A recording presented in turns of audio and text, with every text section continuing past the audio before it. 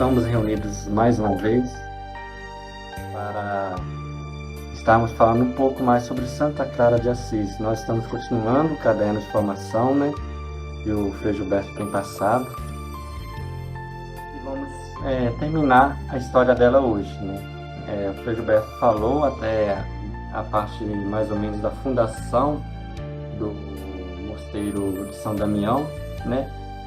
E agora a gente vai concluir a história. Quando foi fundada a Ordem das Clarissas, ainda não tinha um local para elas ficarem, né? Elas ficavam no convento de Santo Ângelo de Panzo. Enquanto isso, os freis franciscanos, os frades, companheiros de São Francisco de Assis, estavam reformando, né, ou melhor, reconstruindo o convento de São Damião para que as Clara de Assis e suas companheiras pudessem ficar, né? E lá foi o lar de Santa Clara por toda a sua vida. Quando os frades terminaram de construir esse convento, as Clarissas mudaram para lá, né?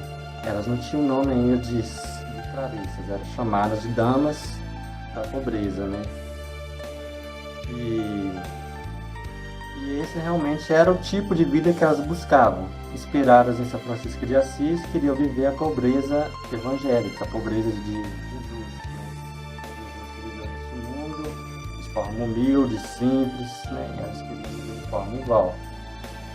E quando elas se mudaram para lá, muitas jovens da região que elas moravam na Itália, né, começaram a querer entrar nesse convento, no convento de São Damião.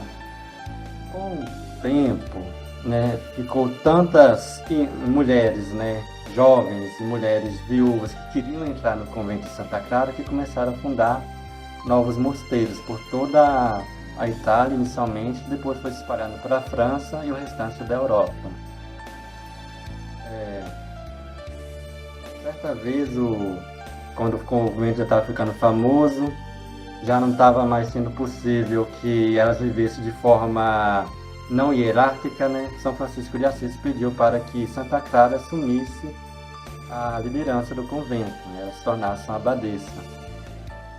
Santa Clara, inicialmente querendo seguir o caminho da humildade, da pobreza, recusou, mas São Francisco lembrou a ela que ela tinha feito o voto de obediência, então o que ele pedisse ela deveria estar obedecendo.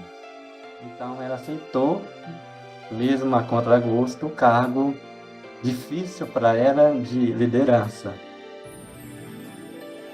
Algumas características do convento de São Damião: era bem pobre. Realmente elas queriam viver uma vida de pobreza extrema, né? E também não tinha janelas adequadas, não tinha higiene adequada no convento. Por muitas vezes elas passavam frio, passavam fome, não tinha suporte externo nem mesmo dos frades franciscanos, né, que muitas vezes saíam em missão e não conseguiam nem alimentar si próprio, né? Quanto mais as damas da pobreza. As paredes do convento que foram feitas pelos padres eram tortas, eram cheias de buraco, caía muita água quando chovia dentro do convento, também não tinha reboco as paredes, né? Tanto é que um bispo fala, né, os frades, né, os seguidores de São Francisco são homens santos, mas não são pedreiros. As escadas também foram construídas de forma torta, né, inclinada, então elas tinham uma vida realmente muito difícil no convento, mas quanto mais difícil era a vida no convento, quanto mais pobre elas eram, mais felizes elas ficavam. E para Santa Clara foi o lar perfeito. Mais algumas características do convento, né? O estilo de vida que elas levavam lá. Todas usavam roupas que eram feitas de peles de animais, né? Sem nenhum tipo de tratamento, ou de tecidos, né? Lã de, por exemplo, de ovelhas puros, né? Sem nenhum tipo de tintura nem nada. É, e nessa vida lá, elas viviam sempre em graça de Deus através de orações, né? Através da liturgia das horas, da contemplação. Basicamente, não se acredita da vida delas, né? Elas acordavam de madrugada para fazer o ofício divino, rezar juntas, né? Todas rezavam juntas, com exceção das doentes. Em seguida, elas tomavam café da manhã juntas e começava essa rotina de trabalho, né? Então elas faziam pequenos artesanatos, faziam coisas para vender, né? Enquanto isso, algumas ficavam nas janelas do convento, né? Era clausura para receber doações ou para estar dando conselho aos peregrinos que chegavam lá. Muitas vezes elas doavam parte do que recebiam para as pessoas pobres que também pediam para janelas. Elas faziam jejuns prolongados. Quando tinham sorte, né, elas almoçavam. Mesmo assim, era muito pouco, né? E voltava à tarde para a oração, da liturgia das horas, e continuava o trabalho, né? Cada uma fazia uma função. Algumas ficavam na limpeza, outras ficavam com uma questão do acolhimento dos peregrinos. Uma ficava sempre em busca de novas vocacionadas, né? E Santa Clara tentava organizar a vida do convento da melhor forma possível. Chegando no final da tarde, elas faziam, eu não tinha o café da tarde, faziam um momento de oração todas juntas novamente. Depois disso, quando possível, elas iriam na missa. Após a missa, tinha a adoração eucarística e depois da missa voltavam a fazer a reunião para orarem e depois se recolhiam para dormir, né? A média de sono que se acredita delas era de 3 a 4 horas por dia. Era por volta de meia-noite, fazia a última oração do dia para 4 horas, 3 horas, 4 horas da madrugada estão acordando, né? E elas eram muito felizes disso. Toda freira que queria, né, ou melhor, toda donzela, toda aldeã, toda pessoa que queria ir para o convento de Santa Clara tinha que fazer uma grande renúncia. Independentemente se a pessoa vem da nobreza ou vem do comércio, ou se a mulher vem, né, dos cargos mais simples, né, como dona de casa, de um local simples. Independente de onde que elas vêm, todas quando chegavam no convento tinham que deixar tudo para trás e lá dentro não existia mais. Se você era nobre no mundo de fora, dentro do convento de Santa Clara você é só mais uma entre as irmãs, né? Não tinha hierarquia, a hierarquia social, né, do tempo feudal não se valia dentro do convento, né? E mesmo Santa Clara, quando ela assumiu o cargo de abadesa, ela sempre se colocava no lugar de serviço. Então, ela é a que mais trabalhava para dar exemplo, é a que menos comia, é a que mais rezava, é a que mais acolhia as pessoas. Ela sempre queria demonstrar, já que eu sou a abadesa desse convento, já que eu sou a líder desse convento, então eu preciso demonstrar às irmãs que tipo de vida elas devem seguir. E eu tenho que ser um bom exemplo para elas. Eu não posso simplesmente ficar mandando, organizando as coisas, liderando, administrando enquanto elas fazem. Não, eu tenho que ser a primeira a fazer como Jesus foi o primeiro a fazer. Jesus primeiro lavou os pés dos discípulos para os discípulos depois lavarem os pés das próximas gerações. Santa Clara tinha um ardente amor, né, a Jesus no sacrário, a Jesus no ostensório. Você já viu a imagem de Santa Clara de Assis, né? Ela está sempre carregando uma âmbula ou um ostensório na mão, depende do artista.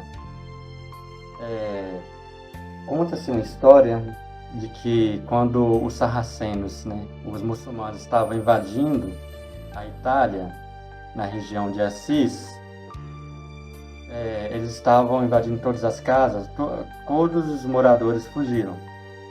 E começaram a colocar fogo por toda parte, a estuprar as mulheres, a saquear os bens materiais, até se aproximarem do convento de Santa Clara.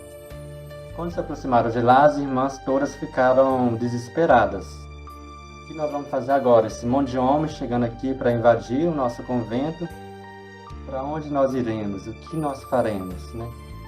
E Santa Clara vai lá do ascensório, diante de Jesus, pede força a Jesus, né?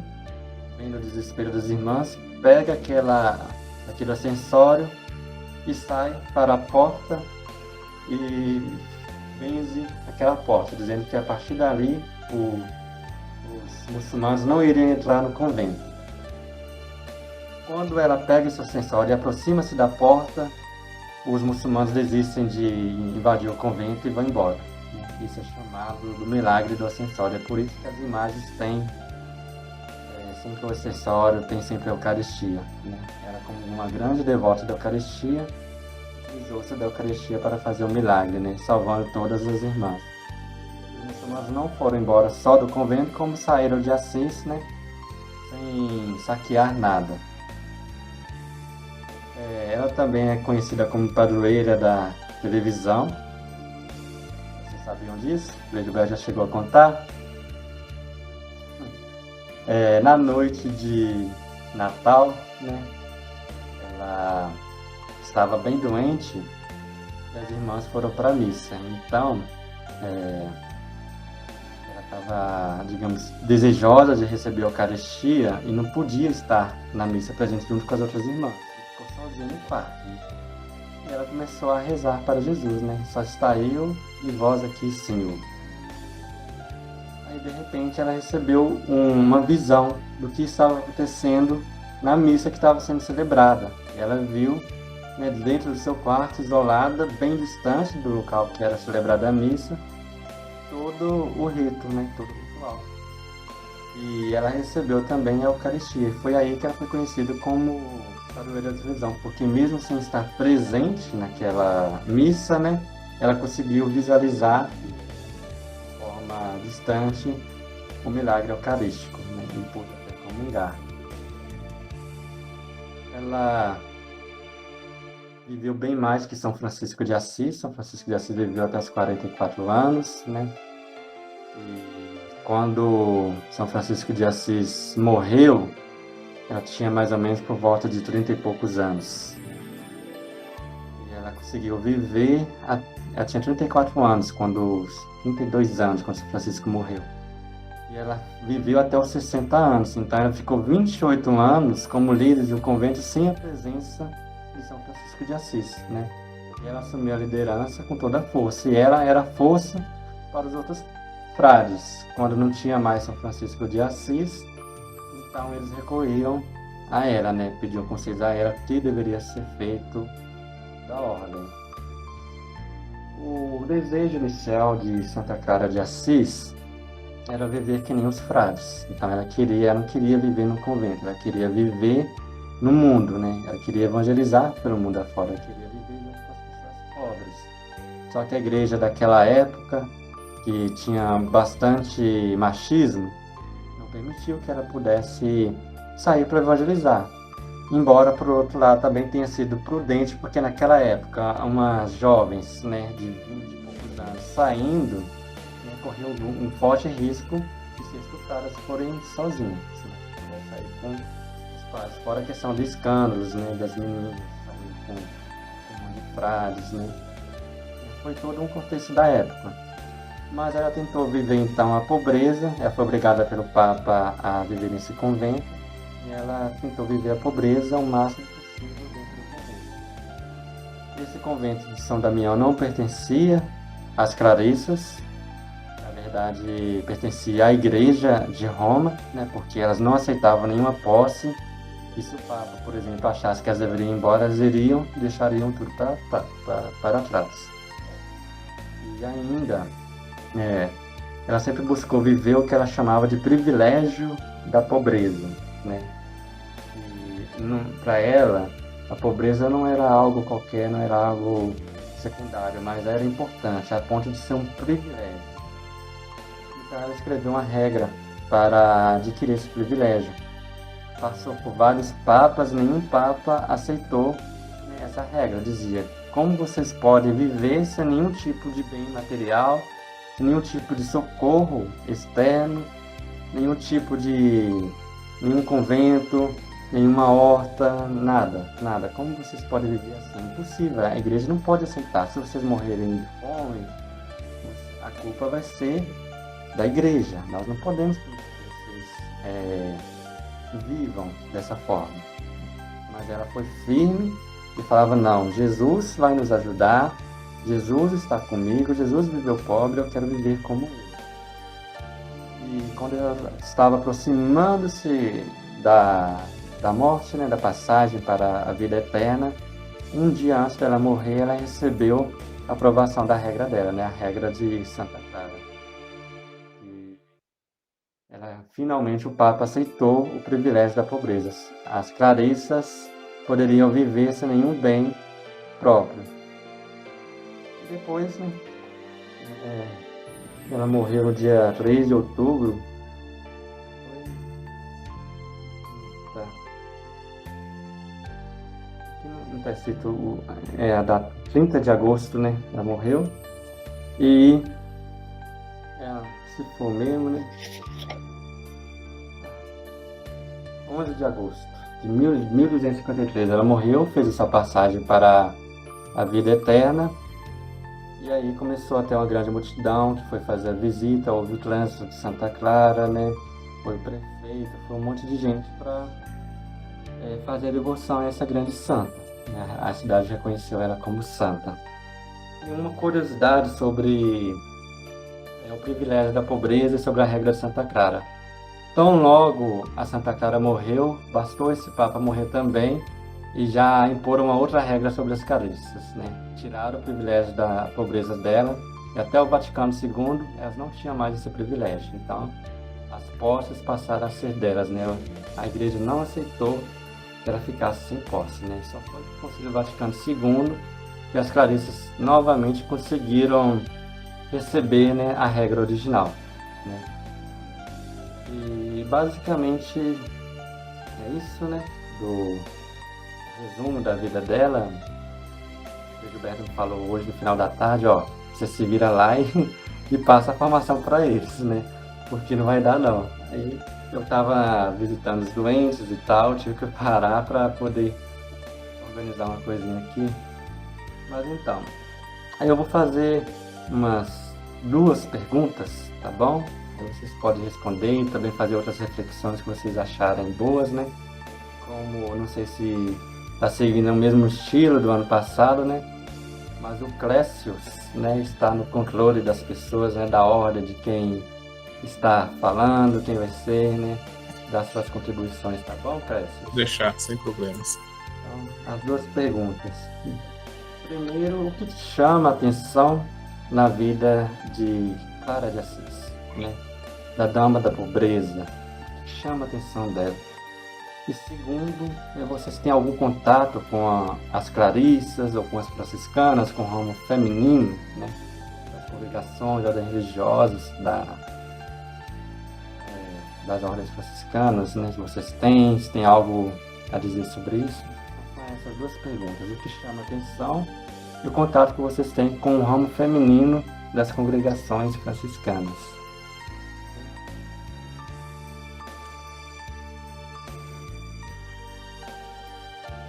Fique à vontade, levantar a mão.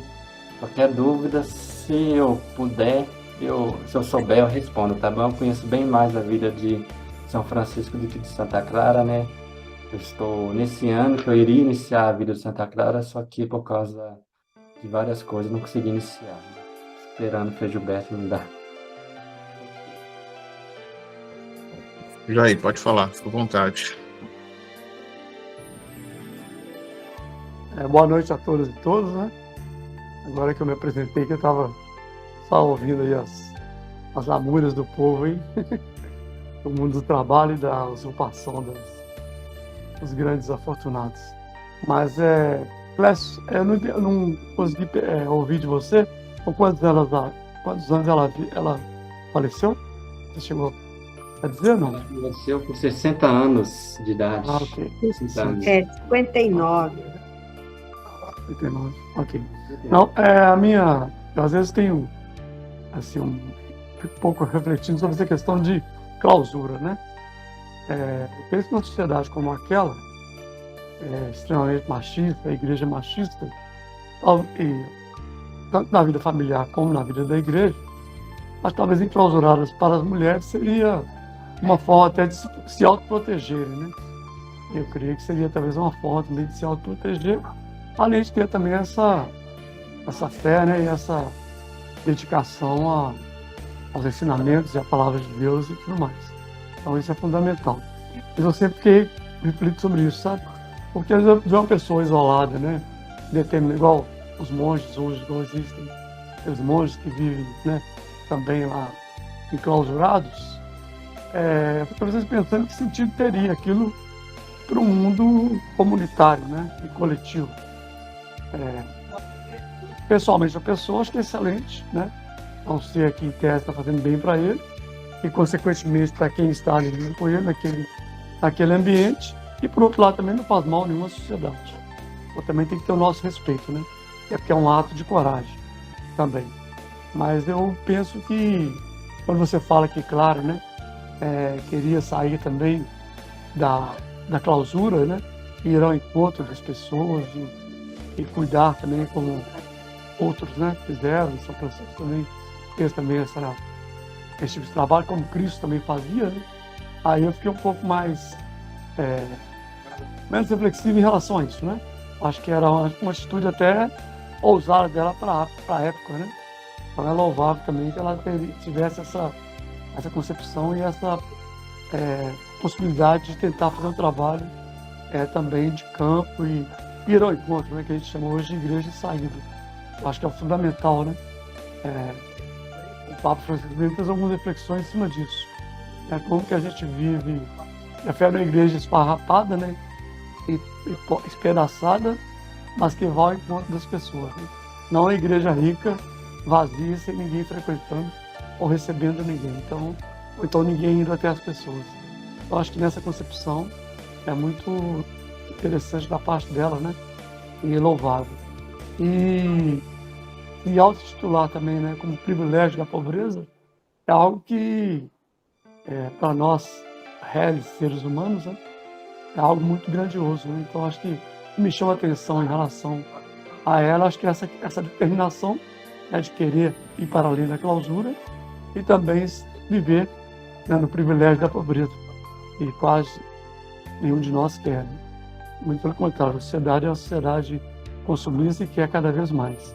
Se a gente também não se cuidar, acaba que a gente também fica nessa mesma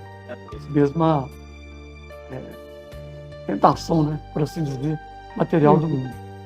E com relação a conhecer franciscanos, eu conheço alguns franciscanos, né? Os movimentos que a gente lida aí, de vez em quando, a gente está sempre encontrando com franciscanos. Franciscanos aqui próximo da minha casa, na Avenida Presidente Carlos, tem um colégio que eles chamam de Sagradinho, né? Das Irmãs Clarissas, Sagrado Coração, Sagrada Família, que é das Irmãs Clarissas. Mas eu nunca tive contato direto com elas lá, né? Às vezes assim, tem a igreja, tem as missas e tal, mas eu participei de peças do colégio, nunca estudei no colégio, né? Mas sei que existem lá, acho que poucas hoje, até porque envelheceram e não conseguiram renovar, né? Então assim, eu não tenho esse contato, não sei responder em relação à segunda pergunta. Mas é isso. Obrigado aí. Paz e bem a todos. Ô, Jair, só um comentário sobre a questão da clausura. Quando começou a surgir as ordens religiosas, por volta dos anos 400, né, com os eremitas, depois surgiu os beneditinos, então basicamente toda a sociedade medieval foi desenvolvendo em volta da clausura. E a sociedade, né, as cidades foram desenvolvendo em volta dos mosteiros beneditinos, principalmente aqui no Ocidente. E na época de São Francisco de Assis, a questão de ele surgir religiosos consagrados que, em vez de ficar presos no convento, saíam para o mundo, né, era uma novidade. Tanto é que São Domingos e São Francisco de Assis foram os primeiros religiosos consagrados a não viver mais dentro de um mosteiro, né? Passaram a ter uma vida que chama de mendicante. Então, sendo São Francisco um dos patriarcas, né, da vida não enclausurada, esse nome, né? Já foi difícil ele conseguir, imagina para as mulheres. Sim. Eu acho que o problema maior para a igreja demorou tempo demais para permitir que as mulheres saíssem, né? Foi lá por volta do século XVII, XVIII que as mulheres começaram a ter uma vida fora do mosteiro. Alguns fundadores de congregações femininas, né, começaram a chamar essas mulheres não de freiras, não. Perguntaram o que vocês são. Ah, vocês são pessoas que estão ajudando o outro, né? Elas não davam um hábito para não se identificar como freiras, porque a igreja então só foi depois do Concílio Vaticano II que houve uma grande universalização, né? A questão das irmãs, né, das freiras, poderem saírem mais. Então, está aqui hoje, por todo lado, a gente ouve mais falar das irmãs, né, que fazem caridade, que fazem projetos sociais, que fazem algum tipo de trabalho com escolas, com hospital, do que de irmãos, de padres, né? A gente quase não ouve falar mais disso. Então, o Concílio Vaticano II foi realmente um grande bomba, né? Naquela vida só clausura, só clausura. É um divisor de águas, né? Interessante, né? O Concílio Vaticano II foi muito importante nesse aspecto. Mas é isso, obrigado aí, Frei, pelos esclarecimentos. Um abraço. Obrigado, Jair. Rosalba. Obrigado por isso. Oi, eu queria falar, né? Eu quis falar logo após Jair, exatamente por isso. Eu durante muito tempo, eu questionei demais essa questão de clausura, critiquei, falei assim, é fácil viver, né, fora do mundo, né? Mas é claro, com todo o respeito, principalmente nessa época, e sempre foi muito mais difícil para nós mulheres, né? Continua sendo, infelizmente. Mas aqui, né, tá falando sobre a vida religiosa e contemplativa hoje. Eu questiono demais uma vida contemplativa só, né? Claro, só contemplativa hoje, na atual conjuntura nossa, né? Para me convencer de sentido, né? De uma vida contemplativa, religiosa, contemplativa hoje, é muito difícil me convencer do sentido disso, sabe? Eu sempre acho isso, assim, um pouco cômodo demais, sabe? Porque, claro, que tem que haver um equilíbrio entre a contemplação e a ação, né? O engajamento, né?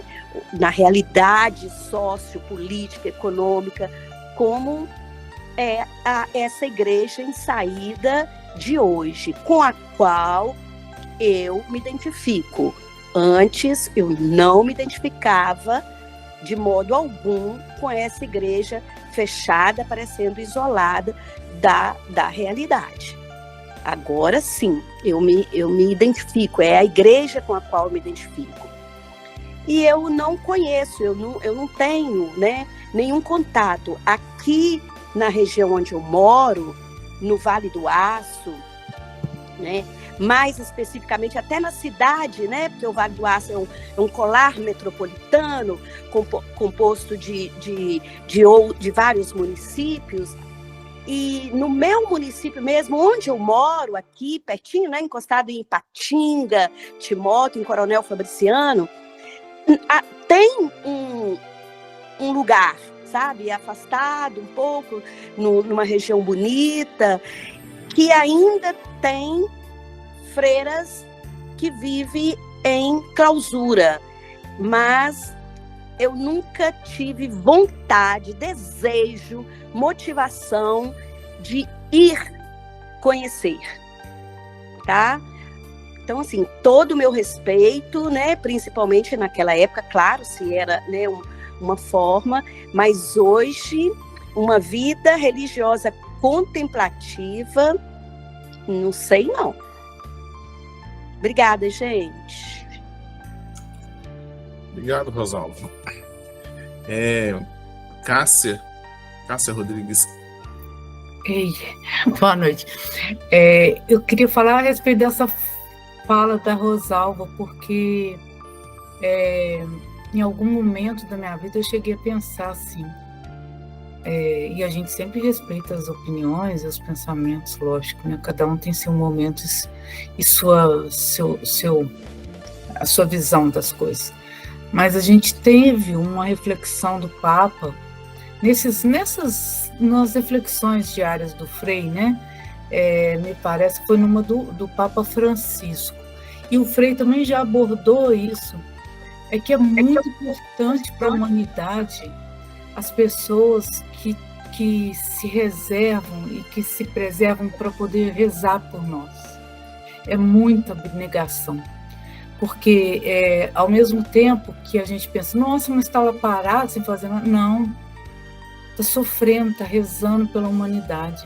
Então, isso é muito, assim, a visão que eu passei a ter, sabe, assim, é de muita pureza e de muita necessidade, porque você já parou para pensar, tem até uma corrente que corre aí no celular, que é o seguinte, se todo mundo parar para rezar numa hora no mundo inteiro, por exemplo, aqui no Brasil é 18 horas, você rezar um Ave Maria, um Pai Nosso, né, o que seja, nessa hora, é um grande movimento, um grande intuição, oração, aquela emoção é capaz de reverter as maldades.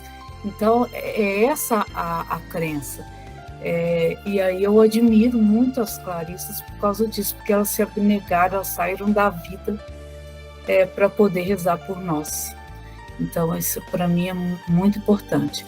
E eu tenho sim vontade de conhecer, inclusive o Frei falou, talvez a gente fazer lá no Funcionários uma reunião lá, tem um convento lá e eu tenho muita vontade de conhecer. Eu não acho que nunca entenderei, mas eu respeito e admiro e amo demais essas pessoas que fazem isso por nós. Cássia, muito obrigado. Henrique. Gente, boa noite a todos. Bom, eu também faço minhas as palavras da Cássia.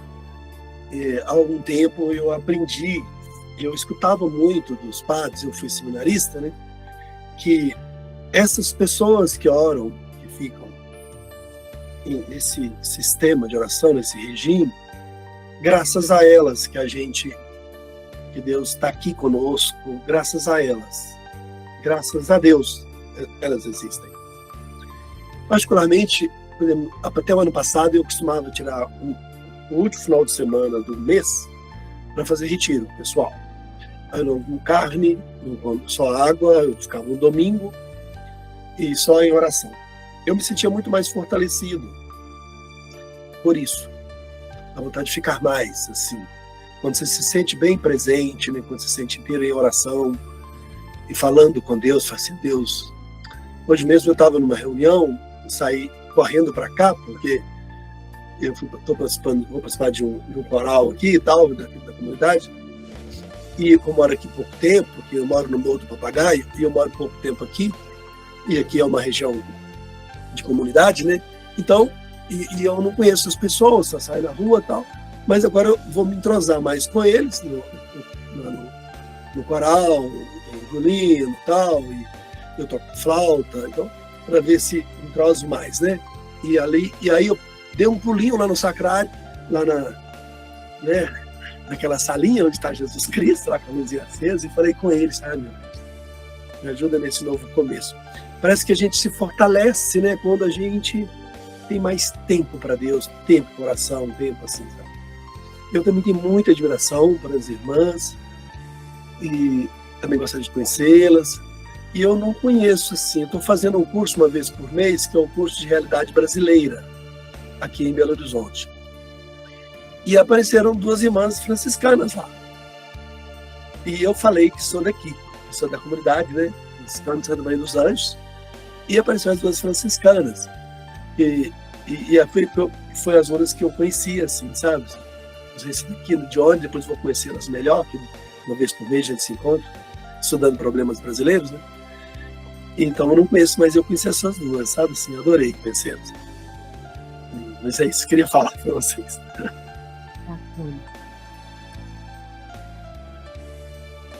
Obrigado. Mais alguém quer falar? Edir? Boa noite, pessoal. Estou chegando agora. E eu sou de Paula Cândido. Conheci Frei Festa recente, lá no dia da festa.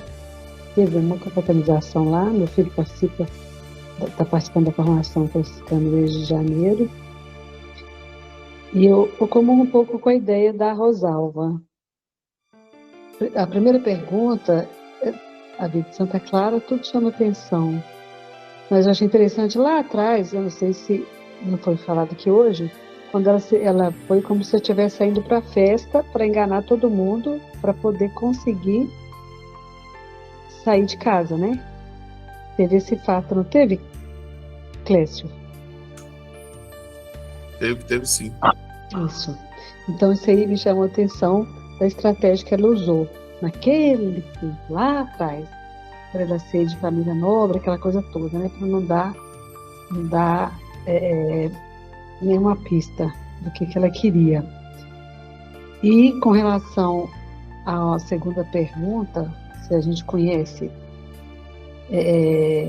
mas aí, com relação, dentro dessa mesma pergunta, aí dentro do que o Clécio falou, a própria Santa Clara, ela quis ser igual São Francisco. É isso, Clécio? Quis ir para o mundo. Sim, era o desejo dela, né, inicialmente, de ir para o mundo, né, trabalhando com as pessoas pobres, os leprosos, né, mas foi impedido pelo Papa daquela época. Isso, e aí só houve a possibilidade disso acontecer com as Clarissas após o Concílio Vaticano II. Então, é uma questão da gente pensar o que Santa Clara queria, o que ela quis mostrar para a gente. Porque nós não estamos numa bolha, a gente está no mundo. E a gente precisa mediar, claro, né? A espiritualidade é importante, mas a gente ficar na clausura é como se a gente não estivesse no mundo. Dom Oscar Romero tem uma frase dele que eu aprendi um dia numa casa aqui com o senhor, uma frase que ficou marcada para mim, que parecia que ele dizia assim, que a gente tem que estar com o ouvido no Evangelho e o olho na realidade. E não tem como, aqui em Paula Cândido, por exemplo, nós tivemos há uns 40 anos atrás, parecia que era um convento, onde hoje é a sede da Comissão de Municipais, perto da minha casa aqui, da nossa casa aqui no centro. Mas o interesse, eu questionava isso já, há uns 40 anos atrás, eu tinha 18 anos, a chefe de um convento aqui queria até me levar para lá, mas eu acho que era a única que ela deixava entrar lá. Eu achava estranho aquilo, elas não se comunicarem. Uma delas era até professora de educação física e renunciou a tudo, e ela podia dar aula de religião, mas depois elas voltaram para... Ela topou largar, eu acabei pegando as aulas de religião nas escolas no lugar dela. Mas eu fico pensando assim, que eu achava muito estranho elas, né, ficarem afastadas de todo mundo e na hora de comungar, tinha até na janela aquele quadradinho, isso aqui, Paula Cândido, um quadradinho de elas receberem os alimentos. Aí ali no caso não tinha, é muito, assim, é meio complicado hoje no mundo atual, ou em todos os tempos. Se a gente for olhar, não é só no mundo atual. Se a gente for analisar a passagem de Jesus aqui na Terra, como foi? E é o exemplo de São Francisco, o que Santa Clara queria, e a gente poderia estar refletindo um pouquinho sobre essa questão da clausura aí. É só isso, eu queria só comentar isso. Obrigada. Obrigado, Di. Pode falar, dona Graça. Eu falo que é uma opção corajosa, porque a opção dela foi da pobreza total. A mesma de São Francisco e a de Jesus. Jesus era pobre. Então, eu falo que as Clarissas, por exemplo, a opção delas também, viver a simplicidade com pobreza. Mas elas não é só oração. O que eu conheci muito pouco até, foi um retiro que eu fiz lá no convento de Macaúbas, lá em Santa Luzia. E lá tem as irmãs que ficam enclausuradas. Então, elas fazem muita coisa. Elas ficam lá, rezam muito, mas elas produzem também coisas para a igreja, entendeu? Então, eu falo assim, uma opção de simplicidade, de pobreza e de oração. Aquilo que não lembro qual de vocês comentou, que é a importância da oração. Aquilo que o Henrique falou, que o momento que ele tira para fazer o retiro, que ele sai de lá renovado, melhor, fortalecido. Então, eu acho que para chegar no ponto desse, da pessoa tomar esse caminho, tomar essa decisão, ela tem que ser, vou te falar, tem que ter uma fé e tem que ter um amadurecimento muito grande para poder mudar, ser radical, porque é uma mudança radical de vida. É o contrário do mundo de hoje aí, né? Que é aquilo que o Jair falou hoje. A gente, se passar um pouquinho de dificuldade, já fica reclamando. E a gente está aqui fazendo uma formação franciscana, e aquilo, a vida de São Francisco, é a vida do desapego, da pobreza. Então, eu falo que eu admiro muito, muito, muito mesmo, porque precisa ter muita coragem e uma fé e uma mudança radical de vida. Eu acho isso aí que é para poucas pessoas, e eu fico assim encantada com isso. Obrigado, dona Graça. A Santa Clara é mais uma maluca, igual São Francisco, né? Eu não consigo ver de outra forma, mas também foi ungida pelo Espírito Santo, agiu com o Espírito Santo, com muita fé, como a dona Graça falou. E o impressionante né, com a história, com todos os fatos relatados que o Frei Clécio apresentou para a gente, essa radicalidade também que ela desejou, ansejou para ela e para todos que quisessem seguir a vida, seguir os preceitos franciscanos. E ela, como São Francisco, abre algum caminho, né? Ela abre, como o Frei Clécio, ela abre o caminho para o trabalho de missão, trabalho braçal junto às pessoas. Na época, com muita restrição, em virtude de todo a cultura do momento, que né, cultura machista. Então, a mulher não pode fazer muita coisa, a mulher é dona de casa, né? E mesmo sendo uma religiosa, querendo ser uma religiosa, não podia fazer muita coisa, mas mesmo assim fez. Então, abriu os caminhos. Então, isso foi muito importante para todas as demais ordens que se foram surgindo depois, né? Que saem da clausura, saem dos conventos e vão para as ruas. E mesmo o Conselho do Vaticano II fazendo essa abertura oficial, muito antes dele, elas já iam. Várias ordens religiosas. Olha, o pessoal aí mais cabecinha branca vai lembrar antigamente como é que funcionava as Santa Casas, basicamente com as freiras, elas que tocavam o negócio. Hoje a gente chama, né, casas de longa permanência, né, que são os antigos asilos. Quem que tocava isso daí? As freiras que tocavam isso, de várias congregações. Mas veio lá de trás essa saída do convento e colocar o serviço. a mão na massa, a prestação do serviço, né? O serviço assistencial, principalmente. Também veio a parte da educação, isso foi surgindo, né? Então, é o pioneirismo aí da Santa Clara nesse aspecto de abrir os caminhos para as mulheres. Infelizmente, a gente ainda tem muita resistência, ainda por parte da igreja. Você vê que precisou passar mais de 1000 anos para que pudesse ser reconhecido o trabalho fora convento, fora muros, extramuros das irmãs. Agora, você imagina reconhecer a possibilidade delas serem sacerdotisas, né? Acho que vai mais uns 5.000 anos aí, quem sabe. Né? Mas é assim, é devagar. As coisas na igreja são lentas demais. O Espírito Santo é muito rápido, mas eu não sei por que o homem é lento. O homem é muito lento. Mas, né, a gente vai com fé, continua, a gente reza. Eu tenho profunda admiração pelas irmãs. Eu conheço uma irmã Clarissa franciscana lá do meu bairro, família muito católica. Ela chama Eliana, e ela, né, assim que se entendeu, já na adolescência, decidiu que ia servir a caridade. E aí, também, na época, já vivendo dentro de uma paróquia franciscana, então fez os cursos vocacionais e tudo, e acabou indo para ser Clarissa. Não tenho muito contato mais, depois ela saiu, foi fazer missão lá na África e na Guiné-Bissau, morou lá muitos anos, já voltou para cá, depois já foi para outros países também. Então, assim, é uma vida itinerante também, né? E uma vida muito difícil, né? Mesmo sendo extramuro, é uma vida muito difícil, porque diferente dos padres, e geralmente eles estão ligados a paróquias, então tem fundos financeiros da própria paróquia, não sei o quê.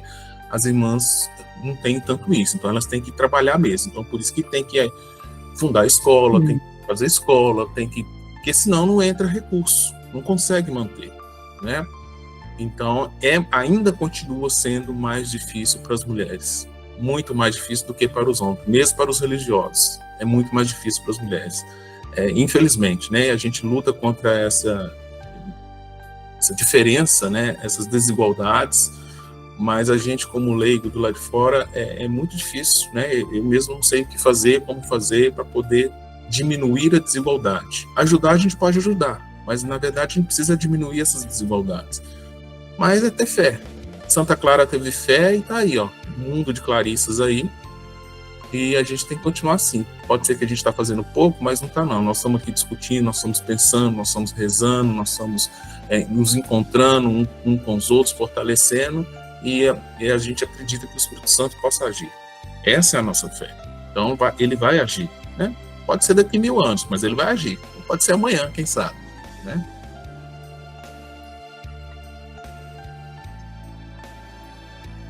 Cinco 5.000 anos, pelo amor de Deus, né, Clécio?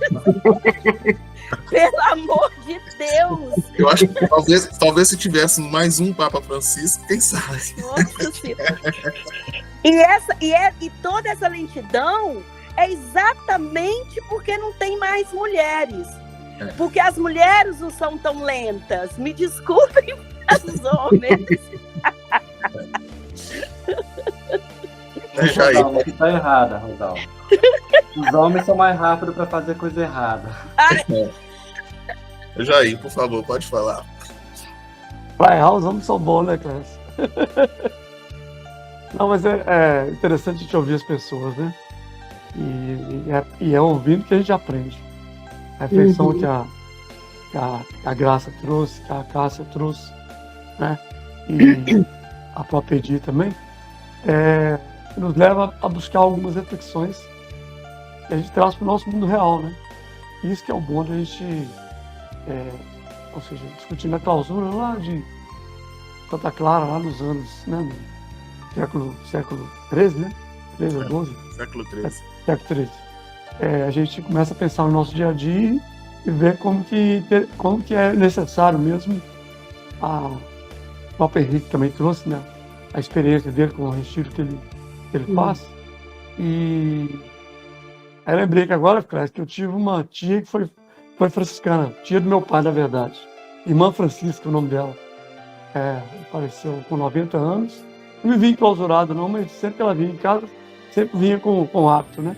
Nunca vinha de roupa normal. Nunca a vi com outra roupa, a não ser o hábito, não sei se é hábito que chama mesmo a roupa, né? Franciscana. Mas eu lembrei que tive uma tia franciscana, pra você ver. Interessante também.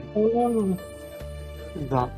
E dos movimentos, né, que a gente participa hoje aqui, em Belo Horizonte, de vários movimentos, né, Gritos Excluídos e outros tantos mais aqui, tem umas 3 irmãs, elas são irmãs vedrunas. Elas estão ali no Mantiqueira, bairro Mantiqueira. São senhoras de 80, mais de 80 anos, que às vezes com bengalinha na mão, não deixam de participar das reuniões, dos eventos, das caminhadas, das passeatas. Ou seja, elas têm um momento de oração delas lá, né? Que não vivem clausuradas também, mas se alimentam para poder estar aqui fortalecendo a nossa luta. Então, assim, como são abençoadas para a gente, né? E aí, lembrando da nossa correria do dia a dia, desses movimentos sociais, sindicais, principalmente no meio sindical, o povo é meio tirado ateu, né? Marxismo, aquela coisa toda, acaba ficando meio distante. E eu sou chamado de igrejeiro lá perto, no meio deles, às vezes. Eu estou sempre com meu texto aqui, sempre tentando também, né, levar um pouco da evangelização dentro do pouquinho que eu sei, né, mas também tentar levar um pouco da fé católica e cristã que a gente tem em prática. Eu lembro que nos encontros nossos aqui até no Sindialeto Livre do Sindicato, nós temos aqui o Fórum Político Interreligioso, que se reúne mensalmente. E a cada encontro eles trazem uma pessoa para poder ou ser homenageado ou fazer alguma exposição para a gente. Aí convidaram o Zé Genuíno, foi senador pelo PT, né? Aquela turma de Zé Disseu, aquela nata fortíssima do PT que, infelizmente, por questões desse Brasil que nega a sua história, acaba que tentou destruir alguns e conseguiu realmente até acabar com a militância de alguns, né? Acho que o Genuíno é um deles e o Zé Disseu com certeza também. Mas fazendo esse parênteses apenas, eu lembro que ao final da exposição dele, ele lembrou, né, e remeteu àquele grupo que ele estava reunido. Pois é, por mais luta que a gente fazer, acreditar nas lutas sociais, sindicais, nós somos num ambiente aqui de fé e política. Precisamos praticar nossa fé também. Então é importante que vocês também se alimentem da fé. Você ver uma pessoa que, não sei se chegou assim a se titular ateu lá, mas ele mesmo chamou atenção para isso, né? E aí um dos participantes do grupo, sabendo da minha prática de pegar essas reflexões nossas aqui diárias, do nosso grupo aqui, e enviar para lista de transmissão em alguns grupos que eu tenho, falou, pois é, Jair, você podia passar em viés para nós também no grupo nosso, porque é bom para a gente se alimentar da oração, da reflexão, para poder nos fortalecer. Então, assim, aí eu agora já tinha respeito por quem foi clausurado, baseado que ouvi de vocês, acho que o respeito aumenta essas pessoas, né? Se abdicar de uma vida do dia a dia, né? Dos prazeres, né? que a vida nos oferece, mas viver mais voltado para a espiritualidade, né? Para a contemplação e, consequentemente, fazer alguns trabalhos, igual a Graça falou, né? Que as irmãs aqui de Santa Luzia, elas produzem velas, né, Graça? Velas, hóstias, me parece. Então, assim, e fornece para a igreja. Então, assim, tem também trabalhos que elas fazem, que é importante. Então, assim, a gente ouvir aqui as diversas opiniões, né? Que somos plurais aqui, é bom porque nos dá esse aprendizado e aprimoramento da nossa percepção das coisas. É isso. Muito Obrigado, bom. gente. Um abraço. Ô Jair, a gente está montando uma ASP aqui em Bonfim, que lá é o núcleo de articulação. Qualquer dia eu vou te convidar para você vir fazer uma palestra para esse povo aqui. Eu posso ajudar um pouquinho, tentarei. Mas a fera na ASP mesmo é a Renata Senhorinha. Aqui na nossa região de São Paulo é a irmã Vera, que trabalha no Beaspan. Você deve A irmã conhecer. Vera, sim, conheço também. A irmã Vera, ela esteve aqui com a Teve lá gente no parque aquele dia. na ecologia. Isso. na É isso mesmo. caminhada da Semeador ecologia da integral. Laudato Si, eu faço parte do grupo de semeadores, ela também, e foi Sim. lá, vocês estiveram juntos lá, naquela Sim, caminhada. verdade. Sim, sim. Podendo ir para colaborar de alguma forma, a gente podendo, tem condição de vai mesmo. Obrigado, viu? Ô, Jair, Oi. Jair, aqui no Vale do Aço, os marxistas, os sindicalistas como nós, estão todos na igreja. Então, a coisa Então- boa, pois é. Né? Então, tá bom, eu estava começando a mudar então a percepção que a gente tinha. Tá, depois com o Papa Francisco, Verdade. entendeu? Aí Sim, abriu-se, exatamente, abriu-se a igreja, os marxistas estão todos na igreja. Ah, que bacana. Coisa boa. Eu Deus tenho, nos eu abençoe. tenho, eu tenho meu depoimento aqui também do meu marido, que quem fez ele voltar para a igreja foi o Papa Francisco, diz ele. Maravilha. Papa abençoado e combativo, Papa Francisco. Com esse Isso. águia Flay Class, deve ter querendo falar alguma coisa. Um abraço, gente. Obrigado. Assim, gente, os freis chegaram agora, né? O Frei Gilberto chegou agora da comunidade, né? Chegou os outros rapazes também, né? Aí ficou um barulho um pouco alto aqui, eu tive que mandar eles calar a boca, entendeu? Tô brincando. Não, só não vou fazer uma grande apologia, né, sobre a vida contemplativa em clausura, né, para Rosalva, que foi bem polêmica, né, Rosalva? Mas eu vou falar só a minha opinião pessoal sobre isso, né? De fato, existe uma grande tradição que vem de mais de 1.600 anos de vida de clausura dentro da igreja, né? Que contribuiu muito para o surgimento de muitas cidades ao longo da história. A gente vê que, principalmente aqui no Ocidente, na Europa, né, vamos dizer assim, as cidades, né, as grandes cidades da Europa, atualmente, os grandes metrópoles surgiram... Pessoal, fica quieto aí.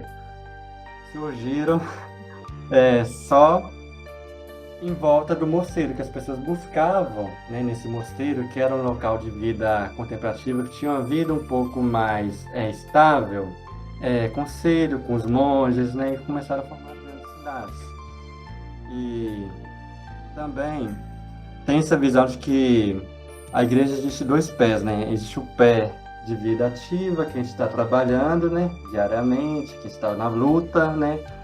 E existe também um pé contemplativo, que é aquilo que vai dar força para caminhar em frente. Então, com esses dois pés, a igreja vai caminhando. E creio que as clarissas, as carmelitas e todas as ordens, sejam femininas ou masculinas, que vivem uma vida contemplativa, elas conseguem fazer milagres no mundo, sabe? Digamos assim, várias coisas que acontecem no mundo de bom hoje em dia, é pela força espiritual que emana delas, né? Talvez um pouco mais de uma visão, digamos assim, não tão humana, mas uma visão a partir de Deus, né? De ser Marta e também Maria, pode nos ajudar a ver que talvez a gente só consegue seguir em frente como igreja porque o outro pé não está mancando, que o pé contemplativo está indo muito bem. E, claro, né, naturalmente, para quem tem uma vida de militância, como a maioria de nós aqui, que está na luta todo dia, está lá, né, o pessoal atacando a gente, o pessoal está ameaçando a gente, e viu os outros lá que aparentemente só estão rezando, a gente fica lá com raiva deles até. Vocês têm que ajudar. Nós estamos aqui fora, o governo está nos atrapalhando, vem as mineradoras, vem os empresários, né, vem novos projetos de leis contra a população mais simples, contra as mulheres, contra os negros, e eles, em vez de sair lá do mosteiro e vir nos ajudar, protestar, fazer algum tipo de mudança, ficam lá só rezando para que tudo dê certo, né? Mas, de fato, não é assim. De fato, a vida que elas levam lá no mosteiro é muito dura, né? Em comparação até mesmo com as classes mais simples, né, da sociedade, em que elas têm que realmente trabalhar bastante para conseguir ter uma vida muito regrada, né? Apesar de tudo, sempre quando a gente vai nesses mosteiros, a gente encontra mulheres muito felizes, alegres, sorridentes, né?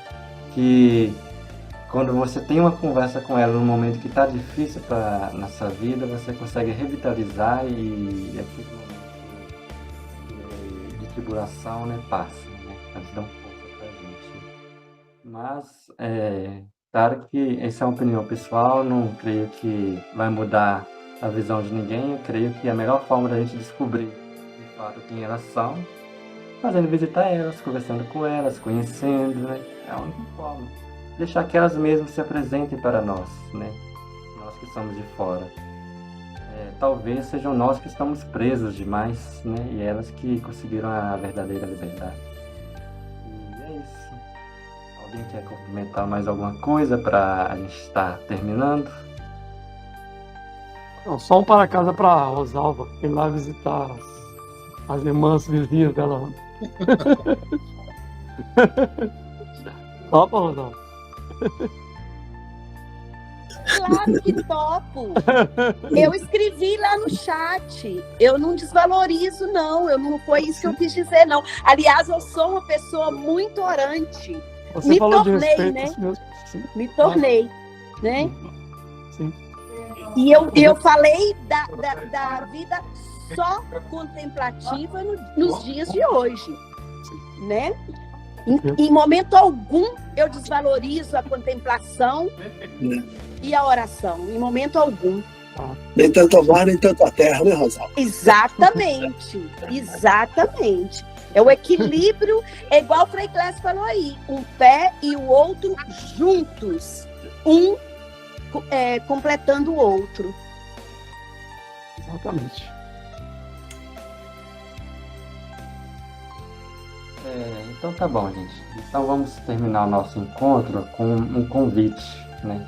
Depois, o convite semana que vem não vai ter uma formação como essa aqui como está tendo hoje, né? O Frei Gilberto está junto com o Renato fazer uma live semana que vem, né? Sobre o projeto Reserva Santuário, né? Não sei se já ouviram falar, né? Vai estar sendo feita a divulgação no Instagram, no WhatsApp, nos nossos grupos. Nós iniciamos uma parceria mais ou menos há uns 2, 3 meses atrás com a ABAN, né, que é uma ONG lá de Juiz de Fora. E eles têm um trabalho bem voltado para o social ao longo do tempo, né? Há 30 anos de fundação, passou por volta de uns 20 anos só focado nas favelas, junto com as pessoas pobres, né? O Renato e a Inês foram fundadores dessa ONG, né? E desde que foi publicada a encíclica Laudato Si, viram a urgência da questão ambiental, perceberam que não adianta lutar pela questão social sem lutar também pela questão ambiental, né? E criaram um sítio, né, chamado Reserva Santuário. E eles, né, estão querendo fazer essa divulgação, que as pessoas conheçam mais a Reserva Santuário, que não tem nenhum apoio, seja do governo, seja de empresários, né, de ninguém, praticamente estão na luta para fazer um reflorestamento daquela área e tornar um local, digamos assim, um exemplo para toda Minas Gerais de que é possível realmente viver, né, de forma simples, humildes, né, com pouco, né, e protegendo o meio ambiente. Então o foco é esse. Então semana que vem, às 7h30 da noite, Frei Gilberto vai fazer uma entrevista ao Renato, que é o fundador da Reserva Santuário, e vocês todos estão convidados a estar participando, né? Vendo, a fazer perguntas depois, né? E ajudando também a divulgar a Reserva Santuário, né? Que, digamos assim, eu chamaria de Vila Franciscana terceira, né? Porque a segunda Vila Franciscana seria lá junto ao pessoal de Carangolinha, né? Seria o ramo feminino, né? Seria o nosso ramo feminino. Aí lá seria um outro braço muito bom, né? E a gente, se der certo, né? Quem sabe até no futuro a gente abre um braço também, lá em Juiz de Fora. Já falamos até de mudar, né? Um dos freios depois, né? Para lá, né? Porque realmente a gente está vendo que tem futuro lá, né? Para a fraternidade, para os freios também lá, né? Não sair um pouco aqui de Belisário e ir para outra diocese, tá bom? Aí semana que vem, 7h30, ok? Vou estar divulgando no grupo. Então vamos fazer a oração final. Ô, Frei, Oi. coincidentemente, acabei de receber o convite aqui do encontro de franciscanos, dos franciscanos lá de Santos Dumont, no próximo final de semana, né? Tá vendo? Santos Dumont. Precisei lá, né? Bom, ué. E você vai? Uai, agora eu vou ter que ir, né? Final de semana, você sabe domingo. Então eu vou terminar esse encontro fazendo a bênção de Santa Clara, tá bom? As mulheres também podem estar dando bênção, né? E ela foi, aliás, uma curiosidade sobre Santa Clara. Ela foi uma mulher que foi a primeira mulher da história que escreveu uma regra, mas também foi a primeira mulher da história que fez multiplicação de pães, né? O Papa pediu uma certa vez, né, para ela abençoar os pães, né? Aí ela fez a bênção, igual o sacerdote faz, né? E houve a multiplicação. Na verdade, houve 2 episódios da vida dela que houve multiplicação de pães, né? Mas vamos lá, né? O Senhor te abençoa e te proteja. Faça resplandecer sobre ti a sua face e te dê a sua misericórdia. Volte para ti o seu olhar e te dê a paz. Derrame sobre ti as suas bênçãos e no céu te coloque entre os seus santos e santas. O Senhor esteja sempre contigo e que tu estejas sempre com Ele. O Senhor nos abençoe, nos guarde e nos livre de todo mal. Pai, do Filho e do Espírito. Amém. Seguindo o exemplo de Santa Clara e de São Francisco, vamos em paz, porque o Senhor nos acompanhe. Amém. Paz e bem.